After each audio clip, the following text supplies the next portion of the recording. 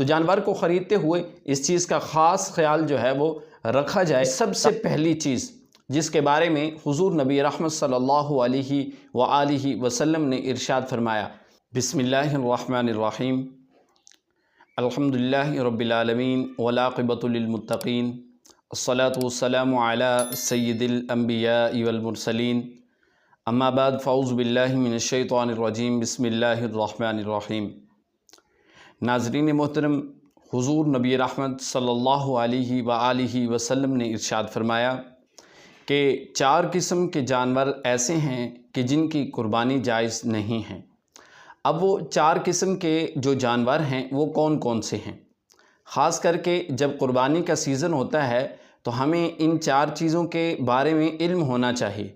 تاکہ جب ہم منڈی میں جائیں یا کہیں سے بھی اپنا کوئی جانور، وہ چاہے بڑا ہو وہ چاہے چھوٹا ہو، جب اس کو خریدنے لگیں تو ہمیں ان 4 چیزوں کے بارے میں علم ہونا چاہیے۔ سب سے پہلی چیز جس کے بارے میں حضور نبی رحمت صلی اللہ علیہ وآلہ وسلم نے ارشاد فرمایا کہ ایسا جانور کہ جو کانا ہو، یعنی آنکھوں سے کانا ہو اور اس کا کانا پن ظاہر ہو، یعنی لوگ اس کو دیکھیں بھی صحیح کہ یہ واقعہ ہی ایسا جانور ہے جو کانا ہے، اور کانا جانور جو ہے اس کی قربانی جائز نہیں ہے۔ یہ وہ پہلی چیز ہے جو آقا علیہ الصلوۃ والسلام نے ارشاد فرمائی۔ اب دوسرے نمبر پر کون سی چیز ہے کہ جو قربانی کے جانور کو خریدتے ہوئے ہمیں دیکھنی چاہیے؟ وہ یہ ہے کہ ایسا بیمار جانور جس کی بیماری ظاہر ہو، یعنی دیکھنے میں محسوس ہونے لگے کہ یہ بیمار ہے اور اس کی بیماری لوگوں کے اوپر عیاں ہو، ظاہر ہو، تو اس جانور کی بھی قربانی جائز نہیں ہے۔ اور نمبر 3 پر ہے ایسا لنگڑا جانور جس کا لنگڑا پن ظاہر ہو،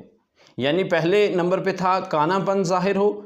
دوسرے نمبر پہ جس چیز کو بیان فرمایا وہ بیمار ہو اور اس کی بیماری بھی ظاہر ہو، اور تیسرے نمبر پر ہے کہ لنگڑا جانور جس کا لنگڑا پن ظاہر ہو، ایسے جانور کی بھی قربانی جائز نہیں ہے۔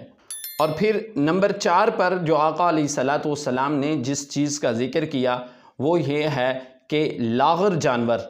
کہ جو جانور لاغر ہو اور جس کی ہڈیوں کے اندر مغزی نہ ہو، ایسے جانور کی بھی قربانی جائز نہیں ہے۔ تو ناظرین محترم، یہ 4 چیزیں آپ کو بیان فرمائی کہ ایک کانا پن جس کا کانا پن ظاہر ہو، بیمار جس کی بیماری ظاہر ہو، اور پھر لنگڑا جس کا لنگڑا پن ظاہر ہو، اور ایسا بیمار جانور کہ جس کی ہڈیوں کے اندر مغزی نہ ہو،